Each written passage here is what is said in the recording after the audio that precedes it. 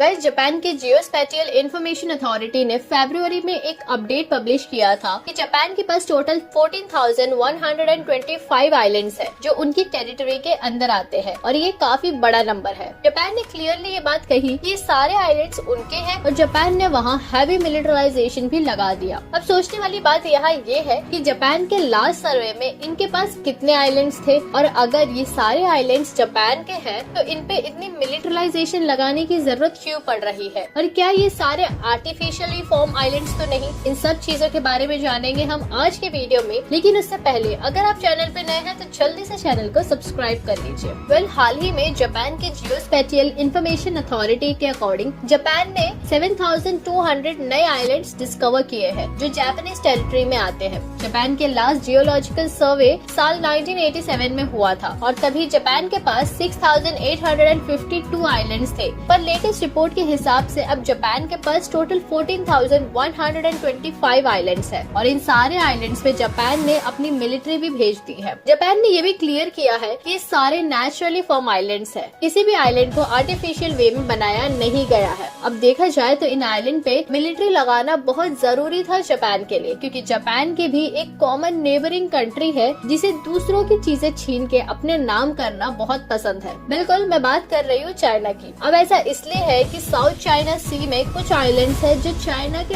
Under आते हैं और उन सारे आइलैंड्स पे चाइना ने अपना मिलिट्री बेस बना रखा है जो बेसिकली उनका एक तरीका है डोमिनेंस दिखाने का। इसके अलावा भी बहुत से आइलैंड है और उन आइलैंड्स को अपना क्लेम करने वाली भी बहुत सी कंट्रीज है। एक टाइम ऐसा भी आया जब चाइना में जापानीज एम्बेसीज के बाहर लोगों ने प्रोटेस्ट करना शुरू कर दिया, पर ये सब करने की जरूरत क्यों पड़ी चाइना को। शिंकाकू आइलैंड एक ग्रुप ऑफ आइलैंड्स है जिसे जापान ने खरीदा था काफी टाइम पहले, इस डर से कि चाइना इस पे भी कब्जा करके मिलिट्री बेस बना देगा। बस फिर इसके बाद होना क्या था, चाइना में प्रोटेस्ट शुरू हो गया। इस प्रोटेस्ट से कुछ फर्क नहीं पड़ा जापान को और शिंकाकू आइलैंड को एज एन इंटरनेशनल बॉर्डर के तौर पे जापान ने डिक्लेयर कर दिया। इसके बाद शिंकाकू आइलैंड को अपना क्लेम करने के लिए ताइवान भी आगे आ गया। तीनों कंट्रीज चाइना, जापान और ताइवान ने अपने अपने वे में उन आइलैंड्स को नाम दे दिया। एक और आइलैंड है कुरिल आइलैंड्स। यह आइलैंड काफी बड़ा है और इसका साइज 15,000 स्क्वायर किलोमीटर जितना बड़ा है। इस आइलैंड की वजह से जापान और रशिया के बीच काफी प्रॉब्लम्स रहे हैं। इस आइलैंड्स के रिलेटेड प्रॉब्लम शुरू होती है वर्ल्ड वॉर 2 के बाद से, जब जापान कुरिल आइलैंड्स को अपना कहने लगा था। बेसिकली कुरिल आइलैंड्स जापान के नॉर्थ डायरेक्शन में है और इन आइलैंड पे काफी अलग अलग मिनरल्स भी पाए जाते हैं लार्ज अमाउंट में। इन आइलैंड्स को अपना बना के रखना जापान के लिए बहुत फायदेमंद साबित होगा। इसके अलावा दोकड़ू आइलैंड्स भी है जिसको लेके जापान और पीसफुल कंट्री साउथ कोरिया में तनाव रहता है। यहाँ पे प्रॉब्लम सेम है कि जापान इस आइलैंड को अपना बताती है पैसिफिक ओशन ट्रीटी के अनुसार, वही दूसरी तरफ साउथ कोरिया इस आइलैंड को अपना बताती है हिस्टोरिकल डॉक्यूमेंट्स दिखा के। इन सारे प्रॉब्लम्स के बीच यूएस ने जापान को किसी भी तरह से डिफेंड करने की कोशिश नहीं की, न ही सपोर्टिव स्टेटमेंट दिया। इस मोमेंट तक जापान ये समझ चुका है कि उनके आइलैंड्स को उन्हें खुद ही डिफेंड करना होगा, वरना जैसे आज ताइवान, साउथ कोरिया और चाइना